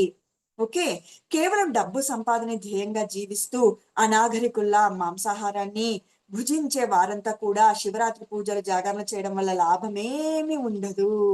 ఏమంట? మనం కేవలం డబ్బు సంపాదన కోసమే ఎజెండాగా జీవనం సాగిస్తూ మాంసాహారాన్ని భుజిస్తూ శివరాత్రి రోజులు ఈరోజు శివరాత్రి నేను మాంసాహారాన్ని తినను, అభిషేకం చేయాలి అని ఉపవాసం ఉంటే మీకు ఏమీ ఒరగదు, ఏమీ లాభం లేదు. నిన్న నేను ఒక రీల్ చూశాను. శివరాత్రి రోజు ఏం చేయాలి స్వామి అంటే మాంసాహారాన్ని జీయన్మల ముట్టనని త్యజించు, అదే అసలైన శివరాత్రి అని అంటాడు. ఈ సమస్త ప్రాణికోటిలో పరమాత్ముడు ఉంటే మరి నువ్వు కుక్కని చంపినా, పిల్లని చంపినా, కోడిని చంపినా, మేకని చంపినా భగవంతుని చంపినట్ల కాదా అని అడుగుతున్నారు గురువులు. ఆ జ్ఞానం లేక మనం ఏం చేస్తున్నాము? హింస చేసి ఆనందిస్తున్నాము. మాంసాహారం తిననోళ్ళు మాట చేత చేత చేత కూడా హింస చేసిన, మాంసాహారం తినేటోళ్ళు జీవహింస, మరి మాటల ద్వారా చేతల ద్వారా. అబ్బా మేము బ్రాహ్మణులం, మేము వైశ్యులం, నేను మాంసాహారాన్ని మానేసినాను మేడం ధ్యానం ద్వారా. మన మాటలు మన చేతలు కూడా గమనించాలి. అవి కూడా ఇతరులను ఇబ్బంది పెడితే బాధ పెడితే అది కూడా హింసే. బాగా గుర్తుపెట్టుకోండి. ఆ హింస ఫలం కూడా మనం తిరిగి పొందాల్సి ఉంటుంది. ఒక ముక్కంటి మాత్రమే మరొక ముక్కంటిని గుర్తించగలడు. పత్రిజీ సార్ ఎన్నో సార్లు చెప్తాడు. ఒక ఆత్మజ్ఞాని మాత్రమే ఇంకొక ఆత్మజ్ఞానిని దర్శించగలడు. మరి ఒక పండితుడు ఇంకొక పండితుడిని అర్థం చేసుకోగలడు. అలా భగవద్గీత రాసినటువంటి మరి వాల్మీకి వ్యాస మహర్షిని ఎవరు అంటే శ్రీకృష్ణ భగవంతుడు భగవద్గీతనంతా అర్జునుడి కోసమే చెప్పలేదు, సమస్త జీవకోటి కోసం చెప్పడు. ఎలా జీవించాలి, ఎలా జీవించకూడదు, ఎలా మాట్లాడాలి, ఎలా మాట్లాడకూడదు, నీ జీవితంలోకి నువ్వు ఎలా అన్వయించుకోవాలి, ఆత్మని ఎలా దర్శించాలి అన్ని మనకి భగవద్గీతలో చెప్పబడింది. అందుకనే ఒక యోగీశ్వరుడు చెప్పినది ఇంకొక యోగీశ్వరుడికి అర్థమవుతుంది అంటే శ్రీకృష్ణ పరమాత్మను ఒక యోగీశ్వరుడు చెప్పినది ఇంకొక యోగీశ్వరుడికే అర్థమవుతుంది. అంటే అందులో ఉండే పరమార్థం అది. మనం ఎంతసేపున భగవద్గీత అంటే అదో పుస్తకము, దాన్ని మన ఇంట్లో ఉండాలి, దేవుడి గూట్లో ఉండాలి, పుణ్యం ఉంటది అని పవర్స్ ఉంటాయి అనుకుంటాం. అందులో ఉండే విషయం పట్టుకొని ఆచరిస్తే ఆ పవర్స్ నీకు వస్తాయి. చూడండి, మన కళ్ళ ముందు ఫుడ్ ఉంది, దాన్ని చూస్తే మనకి బలం వస్తుందా? తింటే బలం వస్తుందా? తింటే కదా. మరి మనం ఏం చేస్తున్నాం? భగవద్గీత పెట్టి ఇలా మొక్కుతున్నాము.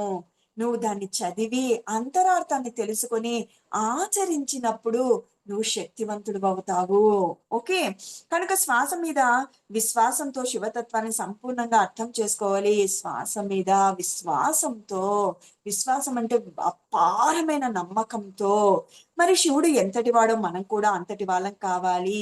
శివుని నువ్వు భజన చేయడం కాదు, ప్రార్థించడం కాదు, వేడుకోవడం కాదు, సాధన చేసి నువ్వే అంతటి వాడివి కావాలి. అంతేకాదు మనం శివోహం సత్యోహం మరి శాశ్వతత్వోహం అని కూడా తెలుసుకోవాలి. నువ్వు శివునివి, నువ్వే సత్యానివి, నువ్వే నిత్యానివి, నువ్వే ఆత్మవి, నువ్వే అనంతాత్మవి, మరి శాశ్వతత్వానివి నువ్వే సర్వాంతర్యామి అని తెలుసుకో. ఆ పరమశివుడు చెప్పింది ధ్యానం చేసింది, ఆ పరమశివుడు చెప్పింది ధ్యానమే, చేసింది ధ్యానమే. ఆయన ధ్యానంలో నిష్ణాతుడై తన మూడో కంటిని తెరిపించుకొని దివ్య దర్శనాలన్నీ చేశాడు. Pyramid society, pyramid spiritual societies movement వారి ఏకైక లక్ష్యం, మరి వారి జన్మ కారణం. మనకు శివుడికి ఏ మాత్రం తేడా లేదు అంటూ ప్రతి ఒక్కరికి చాటి చెప్పడమే పిరమిడ్ మాస్టర్స్ యొక్క లక్ష్యమేమి. నేనే శివుణ్ణి, నువ్వు అలానే శివుడివి అని చెప్పడమే వారి యొక్క ముఖ్య లక్ష్యం. అది వాళ్లకు స్వానుభవం అయ్యేంత వరకు వారికి ధ్యానం చేసేలా ప్రోత్సహించడమే. వాళ్ళంత వాళ్ళకు ఆ అనుభవం పొందేంత వరకు వారి చేత ధ్యానం చేపిస్తూనే ఉండాలి. శివుడు ఇద్దరు పిల్లలు, చాలా మంది చెప్తారు శివుడికి ఇద్దరు పిల్లలు, కృష్ణునికి ఎంతో మంది భార్యలు, మేము చేసుకుంటే ఏం తప్పు అంటారు. 16,000 మంది గోపికలు, ఆ 16,000 మంది మునులు, ఋషులు, యోగులు సాధన చేసి ఆ కృష్ణుని దర్శించి ఆ నారాయణుని మోహించారంట. ఏమని? స్వామి ఎంత అదృష్టవంతులు, ఆ ఫ్లూట్ ఉంటుంది కదా, చక్కగా మీ దగ్గరనే మీ యొక్క శ్వాసని మీ పెదాలనంటి మీ శ్వాసతో తను మునిగి తేలుతూ ఉంటుంది అని వాళ్ళు కోరుకుంటే వాళ్ళు కూడా ఈ ఈ విధంగా మరి గోపికల రూపంలో ఆయనతో అంటి ఉన్నారు. 16,000 మంది ఎవరంట? మునులు, ఋషులు, యోగులంట. అవన్నీ మనకు తెలియక ఆయనకి ఇంతమంది లవర్స్ ఉన్నారు, ఇంతమంది పెళ్ళాలు ఉన్నారని హేళనగా అజ్ఞానంతో మూర్ఖత్వంతో మాట్లాడతాము. ఓకేనా? మరి శివుడు ఇద్దరు పిల్లలేమో మనం తెలుసుకుందామా? శివుడు అంటే ఆనందమయుడు, ఎప్పుడు నిత్యానందంలో ఉంటాడు. చేస్తే ధ్యానం లేదా నృత్యం, ఎప్పుడు ఆనందంగా ఉండేవాడే శివుడు. శివుడు అంటే ఎవడు? ఎప్పుడు ఆనందంగా ఉండేవాడు. ఓ షిరిడి సాయినాథుడు, ఓ రమణ మహర్షి, ఓ పత్రిజీ సారు, ఓ సత్య సాయి బాబా, వీళ్ళందరూ ఎప్పుడు ఎలా ఉండేవారు? ఎప్పుడు వాళ్ళ ముఖంలో చిరునవ్వు చెరగదు. ఇద్దరు పెళ్ళాలుంటేనే ఎప్పుడు ఆనందంగా ఉండేది. ఒక పెళ్ళం సరిపోదు. మొదటి పెళ్ళం ప్రాపంచికమైతే రెండో పెళ్ళం ఆధ్యాత్మికతం. ఒక పెళ్ళాం ఉంటే సరిపోదు, 2 పెళ్ళాలు ఉండాలి అంటే అందరూ ఆనందిస్తుంటారు. అరే మనం కూడా ఇద్దరు ఉండొచ్చు అంటున్నారేమో, ఇంకొకరిని వెతుక్కుందాము అని. అది కాదు మాస్టర్స్. మొదటి పెళ్ళాం ప్రాపంచికత, రెండో పెళ్ళాం ఆధ్యాత్మికత. ఈ 2 ఉంటే నీకు సప్పుడు ఆనందదాయకమే అని చెప్తున్నారు. మొదటి పెళ్ళం పార్వతి అయితే రెండో పెళ్ళం ఆకాశగంగా. ఆకాశగంగా అంటే కాస్మిక్ ఎనర్జీ. మనం కూడా ధ్యానం చేస్తూ ఆ విశ్వగంగను, ఆ కాస్మిక్ ఎనర్జీని బ్రహ్మరంధ్రం గుండా లోపలి తీసుకుంటాం. ఈ రెండిటిని ఎప్పుడు ఉపయోగించుకుంటూనే ఎప్పుడు ఆనందం అలా చేసేవాడే శివుడు. ప్రాపంచికతలో ఉంటూ సాధన చేసి ఆ విశ్వగంగను నువ్వు స్వీకరిస్తూ ఉండు, నువ్వు ఎప్పుడు ఆనందంగానే ఉంటావు. కేవలం భౌతికత మీద కానీ కేవలం ఆధ్యాత్మిక మీద కానీ ఆధారపడి ఉండే వాళ్ళకు ఆనందం ఉండేది 50% మాత్రమే. పోనీ ఇదంతా వద్దు, మాకు ప్రాపంచికత ధ్యానమే మాకు అంటే వాళ్ళలో కూడా పూర్ణత్వం పొందలేరు. అట్లా ప్రాపంచికతలో 50% ఉంది, ఆధ్యాత్మికతలో 50% ఉంది. చూడండి, మనం కూడా కాసేపు కబుర్లు చెప్పుకుంటూ కుటుంబం కోసం పని చేస్తూ మరి కొద్దిసేపు ధ్యానం చేస్తే బాగుంటది. ఎప్పుడు చదివి చదివి పుస్తకాలు మరి ధ్యానం చేస్తుంటే చికాకు వస్తుందా లేదా? అందుకనే భగవంతుడు సంసారంలోనే నిర్వాణం అన్నాడు. అన్ని బంధాలను ఏర్పరిచాడు, అన్నిటి ఆనందాలను మనకి చెప్పకనే దగ్గరికి చేశాడు. మనిషికి 100% మనిషి 100% జీవించాలి, 100% జీవించాలి. నచ్చిన వంటలు తినాలి, నచ్చిన మనుషులతో తిరగాలి, నచ్చిన విధంగా జీవించాలి. అట్ ది సేమ్ టైం నీ ఆత్మతో నువ్వు కొంత సమయం గడపాలి. పగలు ప్రాపంచికత ఉండాలి, రాత్రి ఆధ్యాత్మికతకు ఉండాలి. మాకు సమయం సరిపోదు అంటే పత్రిజీ సార్ అనేవాడు, పగలు ప్రాపంచికానికి కేటాయించు, రాత్రి నిద్రపోకుండా సాధన చేసుకో, ధ్యానానికి కేటాయించు, ఆధ్యాత్మికత కేటాయించు. పగలు ఫిజికల్ బాడీని ఉపయోగించాలి అంటే ఈ కళ్ళు, ముక్కులు, చెవులతో పనులు చేసుకో. రాత్రి ఆస్ట్రల్ బాడీని ఉపయోగించాలి, సూక్ష్మ శరీర జ్ఞానం చేయి, ఎన్నో లోకాలను తిరుగు, అన్ని లోకాల జ్ఞానాన్ని, గురువుల జ్ఞానాన్ని స్వీకరించు. సంసారమే నిర్వాణం అన్నాడు కదా, అంటే నువ్వు సంసారంలో ఉంటూ నిర్వాణ పదంలో ఉండు కానీ మమేకమే ఉండదు. నా భర్త, నా భార్య వీళ్ళు లేకపోతే నేను ఉండలేను అనేది కాదు. బాధ్యతగా ఉండు, వాళ్ళకి కావాల్సిన సపర్యలు చెయ్యి, వాళ్ళు లేకపోతే నేను ఉండలేను అనేది మూర్ఖపు ఆలోచనతో ఉండద్దు. మహా మేధావి నాగార్జునుడు ఏమన్నాడు? సంసారమే నిర్వాణం అన్నాడు. మేధావి నాగార్జునుడు సంసారం అంటే కేవలం భౌతికత్వమే కాదు, అంటే ఈ ప్రాపంచికత జీవితం ఒకటే సంసారం కాదు, ఆ ఆధ్యాత్మికత కూడా అన్నది ఆయన అంతరార్థము. మన వాళ్ళు ఏం చేస్తారు తెలుసా, ఓకే సంసారమే నిర్వాణం అన్నారు, సంసారమే జీవితం, మునిగి తేల్తామంటే దాని అర్థము సంసారంలో ఉంటూ నిర్వాణ పదం పొందు. ఇద్దరు పిల్లలతో చక్కగా సంసారం చేస్తేనే నిర్వాణం, సంసారమే నిర్వాణం, సంసారమే నిర్వాణం, సంసారమే నిర్వాణం. అంటే కుటుంబం వద్దు, ఈ పాడొద్దు, ఈ భార్య వద్దు, ఈ భర్త వద్దు అని తిట్టిపోసుకోవద్దు. అందరూ ఉండాలి, సాధక బాధకాలు ఉండాలి. వాటిని ఏ విధి నుంచి మనం స్వీకరించాలి. సతాయించే భార్య ఉందనుకోండి, సహనం అనే గుణం నీలో పెంపొందుతుంది. తాగుబడితే భర్త వచ్చినాడు అనుకోండి, క్షమించి వాడికి అన్నం పెడతావు, దయతో చూస్తావు. మనల్ని ఇబ్బంది పెట్టి బాధ పెట్టి అత్త ఉందనుకోండి, కరుణతో ఉంటావు. నా అత్త నా భర్తకు తల్లి బాధ్యతగా ఉంటావు. ఇవన్నీ మన భావబంధాల నుంచి మన యొక్క గుణాలు బయటికి వస్తాయి. మరి ఇవన్నీ ఉంటాయి కదా మనలో ఎటువంటి స్థితిలో ఉన్నామో తెలిసేది. ఈర్షపడుతూ, ద్వేషపడుతూ, కుళ్ళుబడుతూ, సహనంతో లేము, కరుణతో లేము అంటే అర్థం ఏమి, ఎలా తెలుస్తుంది? వీళ్ళందరూ మన చుట్టుపక్కల ఉంటే మన గుణాలు బయటికి వస్తాయి. మనం దైవంగా ఉన్నామా, మనిషిగా ఉన్నామా, మృగంగా ఉన్నామా, రాక్షసుడిగా ఉన్నామా అనేది మనకు అర్థమవుతుంది. శివుడు మూడవ కన్ను తెలుసుకుందామా? శివుడికి మూడవ కన్ను ఉంటుందట. మూడవ కన్ను తెరిస్తే అంతా భస్మం అవుతుందంట. మూడవ కన్ను తెరిస్తే అంతా భస్మం అవుతుందంట. నిజమే అట. శివ అనే పదానికి ఆనందం అని ఒక అర్థం. శివ అంటే అర్థం ఏమి? ఆనందం. ఇప్పుడే తెలుసుకున్నాం. ధ్యానం చేస్తూ సర్వాన్ని నువ్వు అర్థం చేసుకుంటూ ఆత్మ జ్ఞానాన్ని పొందుతూ అప్పుడు అన్ని, అంటే భర్త చనిపోయినా, భార్య చనిపోయినా, పిల్లలు చనిపోయినా అన్నిటిని అర్థం చేసుకుంటూ ఇక్కడ లేరు లేరు అని కాదు, ఆత్మ రూపైన పరలోకాల్లో ఉన్నారు, లేదా జన్మ తీసుకొని మరి యొక్క తల్లి ఒడిలో బిడ్డగా చేరాడని తెలిసినప్పుడు నీలో దుఃఖం ఎందుకుంటుంది? మంగళకరం అనే మరో అర్థం కూడా ఉంది. శివ అంటే ఆనందము, మంగళకరము. కనుక శివుడు అంటే ఆనందదాయుడు అని, మంగళకరం జీవితం జీవిస్తున్నవాడు అని అర్థం. ఎవరైతే ఆనందంగా ఉంటూ మంగళకరమైన అంటే మంచి శుభకార్యాలు చేస్తూ మన చుట్టూ ఉన్న వాళ్ళని ఇబ్బంది పెట్టకుండా ఉన్నవాడే మంగళకరుడు. అయితే ఈ శివ, ఈ అంటే ఈ శివ అనే పదంలో నుంచి ఎలా సాధ్యము? ఎవరైతే తమ మూడవ కన్నును అంటే ఆత్మ చక్షువును అంటే అతీంద్రియ శక్తులను ఉత్తేజపరుచుకుంటారో, ఎవరైతే ధ్యానం చేస్తూ ఈ మూడో కన్నును తెరుచుకుంటారో వారందరూ శివుళ్ళే అవుతారు. వాళ్ళందరూ శివుళ్ళే అవుతారు. మూడో కన్ను ఎవరికైనా సాధ్యమే. ఆడ లేదు, మొగ లేదు, అటు ఇటు కాళ్ళను లేదు, చిన్న లేదు, పెద్ద లేదు, యవ్వనంలో ఉన్న వాళ్ళు లేరు, అందరికీ సాధ్యమే. సాధన చేస్తే అందరు మూడో కన్నును పొందవచ్చు. మూడో కన్ను ఉన్న ప్రతి మనిషి శివుడు అనబడతాడు. అంటే నీకు ధ్యానం చేస్తూ సర్వాంతర్యామి అంటే సర్వలోకాల జ్ఞానాన్ని గ్రహిస్తావు. మనం కూడా ధ్యానం చేస్తూ ఎన్నో విషయాలు తెలుసుకుంటూ ఉన్నాం. మూడో కన్ను ఉన్న ప్రతి మనిషి శివుడు అనబడతాడు. ఎప్పుడైతే మన దివ్య చక్షువు సంపూర్ణంగా విచ్చుకుంటుందో, దివ్య చక్షువు సంపూర్ణంగా విచ్చుకుంటుందో అప్పుడు మన ఆ జ్ఞానం భస్మం అవుతుంది. నా అత్త సతాయిస్తుంది, నా మామ సంపాదిస్తున్నాడు, నాకు వ్యాపారం బాధ్యతకుండా ఉంది, నాకెందుకు అనారోగ్యంగా ఉంది, ఇవన్నిటి నుంచి మనకు అర్థం ఏర్పడుతుంది.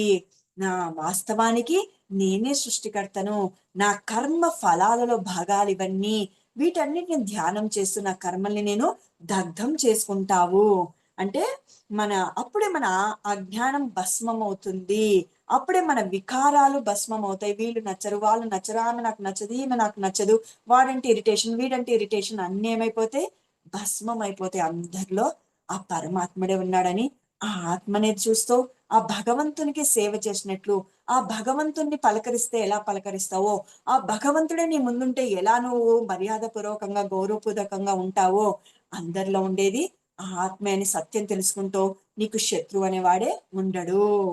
ధ్యానం ద్వారానే మూడో కన్ను ఉత్తేజితమయ్యి శివ పదవి లభ్యమవుతుంది. ఎప్పుడైతే నువ్వు ధ్యానం చేసుకొని మూడో కన్ను విప్పార్చుకుంటావో నువ్వు ఆ పదవిని పొందుతావు, నువ్వే శివుడివి. మూడో కన్ను ఉత్తేజితమైతే ఇక మాయ అంతా భస్మం అవుతుంది. ఇంకా మాయ ఉండదు, మటుమాయమైపోతుంది. సత్యం, శివం, సుందరం తెలుసుకుందామా?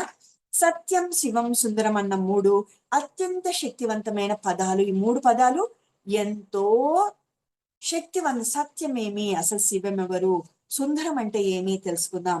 మనమంతా కూడా తెలుసుకున్న ఆధ్యాత్మికమైన జీవన ముఖ్య సూత్రాలు. A thing of beauty is a Joy for ever అన్నారు జాయ్ క్రిటిన్ అన్న మహాకవి. A thing is beautiful is a Joy for ever. ఒక వస్తువు ఎప్పటికీ ఆనందాన్ని ఇస్తుంది అంటున్నాడు జగద్గురు. అది ఆదిశంకరాచార్యుల వారు సౌందర్య లహరి రచించారు. ఇలా జీవితం ఎంత సుందరమైనదో తెలుసుకోవాలంటే ముందు మనం సత్యం తెలుసుకోవాలి, శివంలో జీవించాలి. అసలు మన జీవితం ఆనందంగా ఉంది, అసలు జీవితం ఎంతో ఆనందదాయకం అని తెలుసుకోవాలి అని సత్యం తెలుసుకొని శివంలో జీవించాలి. ఆ సత్యమేమి ఆ శివమేమి ఇప్పుడు తెలుసుకుందాం. నేను ఆత్మను, నేను ఆత్మను, నేను గీతను కాదు, సీతను కాదు, రాముణ్ణి కాదు, నేను కృష్ణమూర్తిని కాదు, నేను వెర్రి వెంగళప్పని కాదు, నేను ఆడదాన్ని కాదు, నేను మగదాన్ని కాదు, మగవాణ్ణి కాదు, నేను ఎవరిని, నేను ఆత్మను. లింగ భేదము లేదు, రూపము లేదు, నామము లేదు. భౌతికంగా చనిపోయిన తర్వాత కూడా నాకు విస్తారమైన మరణాంతర జీవితం ఉంది. ఇక్కడనే కాదు, నేను మరణించిన తర్వాత కూడా నాకు జీవితం ఉంది, నాకు చావు లేదు అన్న సత్యాన్ని తెలుసుకోవడం. సత్యం అంటేనే నేను జీవించి ఉండడం అప్పుడే కాదు, నేను జీవనం అయిపోయిన తర్వాత, మరణించిన తర్వాత కూడా నాకు జీవితం ఉంది అన్న సత్యం తెలుసుకోవడం. సత్యం శివం సుందరంలో మొదటిదేమి నేను ఎప్పటికీ చిరంజీవిని అని తెలుసుకోవడం. ఈ భూమి మీద పుట్టడానికి ముందే పైలోకాల్లో ఉన్నప్పుడు ఈ సత్యాలన్నీ మనకి తెలుసు. ఈ భూమి మీద రాకముందుకే పరలోకాల్లో జ్ఞానం అంతా మనకి తెలుసు.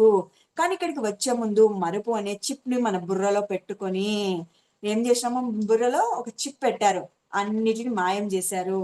వచ్చి ప్రాపంచకంలో పడిపోయి అక్కడే మరణాంతర జీవితం గురించి అంతా మర్చిపోయినాము. మరణం తర్వాత ఏదైతే జీవితం ఉందో ఈ చిప్ వల్ల, ఈ మాయ వల్ల, చిప్పు పేరేం పేరు మాయా, మాయ వల్ల అన్ని మర్చిపోయి ఇదే నిజం అనుకొని దుఃఖిస్తున్నాం. నా భార్య, నా భర్త, నా భర్తలు, నా భార్యలు, నా పిల్లలు, నా ఇల్లు, నా వాకిలి అని పరుగులు పరుగులు పరుగులు పరుగులు పెడుతున్నాం.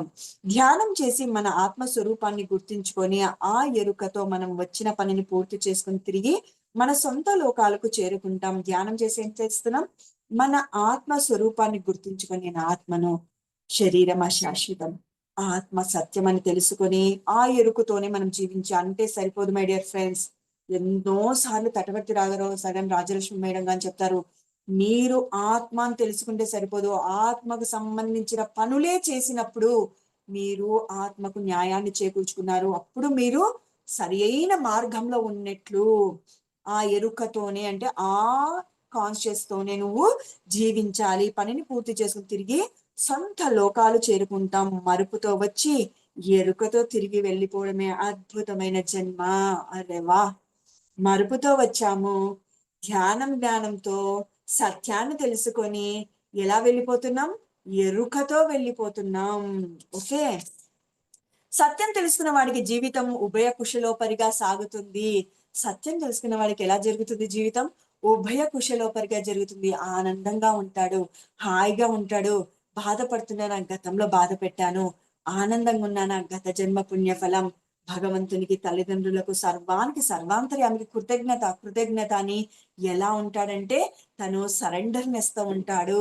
ఆనందం కాక ఎప్పుడు ఉంటది, అహంకారిగా ఉండడు. సరెండర్నెస్ అంటే భయపడిపోయి, కుంగిపోయి, వంగిపోయి కాదు. ఆనందంతో నాది అనే అహంకారాన్ని వదిలేస్తాడు. నేను గొప్పవాణ్ణి, నేను గొప్పదాన్ని అనేది వదిలేస్తాడు.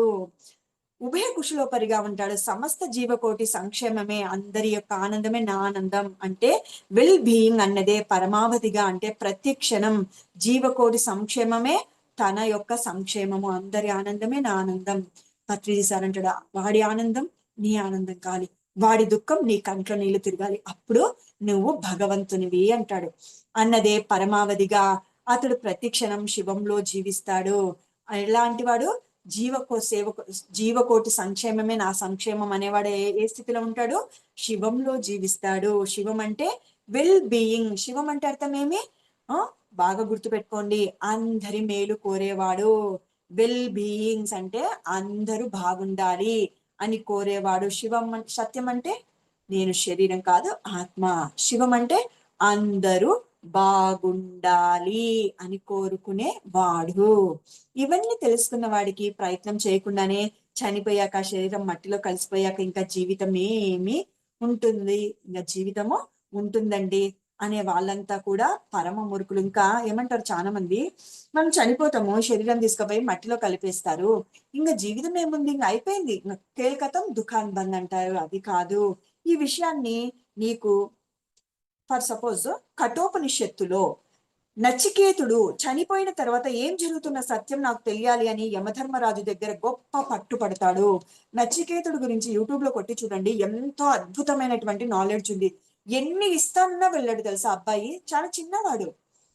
నేను తెలుసుకోవాలి అసలు, నాకు ఎందుకు పుడుతున్నాం, ఎందుకు చనిపోతాం, నాకు ఈ రహస్యం తెలియాలని పట్టుపట్టి, నీకు ఎన్ని సంపదలు ఇస్తా, రాజ్యం ఇస్తా, భోగం ఇస్తా, నువ్వు ఎప్పటికీ చావవు అని కూడా చెప్తాడు. లేదు నాకు అవన్నీ 3 కోరికలు కోరు అంటే, ఇవన్నీ కోరి మరి 3వ కోరిక ఏం కోరుతాడు, నాకు ఈ రహస్యం చెప్పు అని యమధర్మరాజు గట్టి పట్టుకుంటాడు. నచికేతుడు కఠోపనిషత్తు గుర్తు పెట్టుకోండి, చనిపోయిన తర్వాత ఏం జరుగుతున్న సత్యం నాకు తెలియాలి అని యమధర్మరాజు దగ్గర గొప్ప పట్టు పట్టాడు. ఈ విషయాలన్నీ నీకు ఎందుకు, దానికి బదులుగా గొప్ప గొప్ప రాజ్యాలు, మనులు, మాణిక్యాలు, లక్షలాదిగా గోవులు, నౌకర్లు, అందమైన స్త్రీలు ఎన్నో ఇస్తానని. అంతకన్నా కావాలంటారా పురుషులు? భోగాలు, వైభోగాలు, వజ్రాలు, వైభూర్యాలు, పదవులు, స్త్రీలు, ఇన్ని ఇస్తానన్నా అంటే సర్వనాశనం కావడానికి ఏమేం కావాలో అన్ని ఇస్తానన్నాడు యమధర్మరాజు. ఓకే, ఎన్నో ఇస్తానని యముడు ప్రలోభ పెట్టినా ససేమిరా అన్నాడు. ఆ 11 ఏళ్ల చిన్న బాలుడు, ఎన్ని ఇయర్స్ ఉన్నాయి, 11 ఇయర్స్ ఉన్నాయి. మరి వాడే ఎంత తెలివైన వాడు చూడండి. 60 ఏళ్ల వాడు కాదు, 90 ఏళ్ల వాడు కాదు, 11 ఏళ్ల బాలుడికే ఎంత తెలివైన ఇంటెలిజెంట్ బాయ్ అంటారు కదా, వాడిక్కడ. మరి ముందుకు వెళ్ళిపోదాము. సత్యం తెలుసుకున్నారు, శివం తెలుసుకున్నారు. రాముడు కూడా అంతే. 14 ఏళ్ల చిరుప్రాయంలో మరణాంతర జీవితం గురించి సత్యాలను తెలుసుకోవాలని పట్టుపట్టి 21 రాజుల పాటు రాజగురువైన వశిష్ఠామృతం అని ఉంది. పత్రిజీ సారు 31,000 శ్లోకాలు ఉంటాయి. వాటిని పత్రిజీ సార్ 272 శ్లోకాలుగా ఫిల్టర్ చేశారు. అద్భుతమైనటువంటి జ్ఞానాన్ని పొందగలుగుతాం. మరి రాముడు కూడా మరణాంతర జీవితం గురించి తెలుసుకోవాలని తాపత్రయపడినప్పుడు వశిష్ఠుల వారు 21 రోజులు వారి దగ్గర కూర్చొని యోగ వాసిష్టం అని రచించారు. పత్రిసదాన్ని యోగ వశిష్ఠామృతం అని సారు దాన్ని సింప్లిఫై చేశారు. అన్నోటి చదవడం కష్టము. వశిష్ఠుల వారు చెప్పింది యోగ వాసిష్టం, దాన్ని పత్రిజీ సారు ఏం చేశారంటే వశిష్ఠామృతం అని దాన్ని కొంచెము అన్ని చదవలేరు, సమయము వాళ్ళు కేటాయించరు, వద్దులే అనుకుంటారు అనేసి కొద్దిగా సింప్లిఫై చేసి మన ముందుకు వెరీ ఇంపార్టెంట్ తెచ్చిపెట్టారు. అది వినడానికి ఎన్నెన్నో లోకాల నుంచి గొప్ప గొప్ప మాస్టర్లు దిగి వచ్చారట. వశిష్ఠుల వారు యోగ వాసిష్టం చెప్తూ ఉంటే ఆ మరణాంతర కాలం, ఆత్మ, పరమాత్మ అసలు ఎందుకు పుడతారు, ఎందుకు చనిపోతారు, అంత సర్వాం జ్ఞానాన్ని 21 రోజుల్లో రాముల వారు పొందారు. గౌతమ బుద్ధుడు అయితే ఏకంగా రాజ్యాన్ని, భార్య బిడ్డలను వదిలేసి మరి సత్యం తెలుసుకోవాలని వెళ్ళిపోయాడు. ఆనాపానసతి ధ్యానం చేసి ఆత్మ, అనంతాత్మ అంటే ధ్యానం చేసి ఏం తెలుసుకున్నాడు తను, ఆత్మ అనంతాత్మ జ్ఞాన ప్రకాశాన్ని పొందాడు. తను ధ్యానం చేసి చేసి అనంత జ్ఞానాన్ని, అనంత ఆత్మని పొందాడు. దుఃఖం అంతటా ఉంది, దానికి కారణం తృష్ణ. దుఃఖానికి కారణమేమి, కోరికలు. అది అవిద్య అంటే అజ్ఞానం వలన కలుగుతుంది. ఆత్మ జ్ఞానంతో అవిద్య అనంతమవుతుంది, ఆత్మజ్ఞానంతో అవిద్య అంటే ఇవన్నీ అశాశ్వతాలు, శాశ్వతత్వంని పట్టుకుందాం అనేది జ్ఞానం. శాశ్వతత్వం వైపు అడుగులేయడం జ్ఞానం. ఇవి కావాలి, అవి కావాలి, ఇది కావాలి, కోరికలు కావాలి, ఆ జల్సాలు కావాలి అనేది ఏమవుతుంది, కోరికలు అవుతాయి. మరి అవన్నీ ఏమని తెలుసుకున్నాడు, అది అవిద్య వలన కలుగుతుంది. ఆత్మ జ్ఞానంలో విద్య అనంతమైపోతుంది. నువ్వు ధ్యానం చేస్తూ ఉంటే నీలో జ్ఞానము అనంతమవుతుంది అన్న 4 ఆర్య సత్యాలను కనుగొన్నాడు. ఓన్లీ 2 minutes లో కంప్లీట్ అయిపోతుంది dears, my dear friends, my dear masters. బుద్ధుడు చూపిన ఆ అష్టాంగ మార్గంలో మనం జీవించినప్పుడు అమంగళంగా గడుస్తున్న జీవితం అంతా కూడా మంగళదాయకం అవుతుంది. నీ జీవితం అమంగళమయంగా, దుఃఖమయంగా, కష్టమయంగా ఉన్నప్పుడు అష్టాంగ మార్గము చాలా అద్భుతంగా ఉంటుంది. బుద్ధుడి అష్టాంగ మార్గము ఈ తృష్ణ అంటే ఏమి, కోరికలు అంటే ఏమి, ఆ విద్య అంటే ఏమి, అన్ని వివరంగా ఉంటుంది. ఎప్పుడైతే నువ్వు ఆ అమంగళకరమైన జీవితం నుంచి బయటపడతావు, మంగళకరదయం అవుతుంది. అప్పుడు మన ఆత్మకు సౌందర్య సౌందర్యోపాసన చేయాలన్న కోరిక పుడుతుంది, ఆత్మకు సౌందర్యోపరాజన చేయాలని. సోక్రటిస్ భార్యగా పరమ గయ్యాలి ఆమె. సోక్రటిస్ భార్య మీకు అందరికి తెలుసో తెలియదో, చాలా గయ్యాలి ఆమె. అతడిని ఎప్పుడు తిట్టిపోస్తూ ఉండేది. అయినా అతడు ఆమె ఆత్మ సౌందర్యాన్ని ప్రేమిస్తూ ఆమెను తిరిగి ఒక్క మాట కూడా అనేవాడు కాడు. ఆత్మ సౌందర్యాన్ని ప్రేమించడం అంటే అందులో ఉన్న పరమాత్మని, ఆమె చైతన్యానికి, ఆమె అరుపుకు కారణమేమి అందులో ఉన్న చైతన్యం. ఆ చైతన్యమేమి ఆత్మ. ఆత్మను ప్రేమించినాడు. సౌందర్యోపాసన అంటే అదే. అంటే అందరిలో ఉండే ఆత్మను భగవంతుడు అని గ్రహించి ఆయనకు ఆరాధించడం. ఆత్మ సత్యం తెలుసుకొని శివంలో మునిగి తేలే ఒకానొక యోగి మాత్రమే సౌందర్యం కోసం చూస్తాడు. ఆత్మ సత్యం అని తెలుసుకుంటాడు. సత్యమేమి ఆత్మ తెలుసుకొని శివంలో మునిగి తేలి, అంతటా ఉండేది అందరిలో ఉండేది ఆ శివుడే అని తెలుసుకొని ఒకానొక యోగి మాత్రమే సౌందర్యం కోసం చూస్తాడు. అతడికి సమస్త ప్రకృతి మరి తాను అంతా కూడా సుందరంగానే కనిపిస్తుంది. చూడండి, సత్యం తెలుసుకున్నాం, నేను శరీరం కాదు ఆత్మ. శివము అందరిలోనూ ఆ శివుడు ఉన్నాడని తెలుసుకున్నావు. మరి నీ జీవితం ఎలా ఉంటుంది అప్పుడు? అందరిలోనూ చూసినప్పుడు అందరిలో ప్రేమతోనే ఉంటావు, దయతోనే ఉంటావు. నీ జీవితం మరి సత్యం శివం ఏమైపోయింది? సుందరంగా మారిపోయింది. ఓకే, తాను అంతా కూడా సుందరంగానే కనబడుతున్నప్పుడు అంతా ఈ జీవితం అంతా అప్పుడు దుర్లభమైన జీవితం సుందరంగా మారిపోతుంది. అందుకే ఒకానొక యోగి మాత్రమే చక్కగా వంటలు చేసుకొని తింటూ, అందమైన ప్రదేశాలు దర్శిస్తూ, సంగీత నాట్యాల్లో మునిగి తేలుతూ, సకల కళలను పోషణ పడుతూ సౌందర్యోపాసనలోనే తన జీవితాన్ని ధన్యం చేసుకుంటాడు. పత్రిజీ సార్ అనేవాడు, ప్రతి ఒక్కరు ధ్యానం చేస్తూ జ్ఞానాన్ని పొందుతూ 64 కళలు ఉన్నాయి. ఏదో ఒక కళలో ఎప్పుడు నిరంతరం తర్ఫీదు పొందుతూనే నేర్చుకుంటూనే ఉండాలి. అదే మనిషికి అసలైన ఆనందం. ఇక్కడ కూడా అదే మాట చెప్తున్నారు. సంగీత నాట్యాలలో మునిగి తేలుతూ, పత్రిజీ సార్ కూడా క్రికెట్ ఆడతారు, చెస్ ఆడతారు, భరతనాట్యంని చక్కగా ఆస్వాదిస్తాడు, సంగీతాన్ని ఆస్వాదిస్తాడు, ఫ్లూట్ అద్భుతంగా వాయిస్తాడు. మరి వీటన్నిటికి గల కారణమేమి? అన్నిటితో ఉండు, అందరితో ఉండు, సత్యమేమో తెలుసుకో. అందరిలో ఉండేది ఆ శివతత్వమే, ఆత్మతత్వమే. సత్యమేమి ఆత్మ, ఆత్మేమి అందరిలో ఉంది, అదే శివతత్వం. ఆ సత్యం తెలుసుకుంటే నీ జీవితం ఆనందం, బ్రహ్మానందం, సత్యం, శివం, సుందరం. ఇక శెలవ. మరి ఇటువంటి గొప్ప అవకాశాన్ని ఇచ్చిన మీ అందరికీ కృతజ్ఞతలు, మేడం గారికి కృతజ్ఞతలు, టీం మెంబర్స్ కి అందరికి కృతజ్ఞతలు, విన్న వాళ్ళకు వినబోయే వాళ్ళందరికీ కృతజ్ఞతలు. Thank you masters. ఇటువంటి గొప్ప అవకాశాన్ని ఇచ్చిన పరమాత్మనికి, శివయ్యకు అందరికీ కృతజ్ఞతలు. ఈ రోజు మనం అందరం చక్కగా ధ్యానం చేసుకుందాం. శివుడు ఏ మార్గంలో ఉన్నాడో, నిరంతరము ఏ సాధనలో ఉన్నాడో ఆ సాధననే మనది కావాలి. Thank you. Thank you madam, thank you so much madam. For you, మీకోసం మన ఛానల్కి వచ్చి ఎంతో గొప్ప ఆత్మజ్ఞానాన్ని అందించారు madam. Thank you so much madam.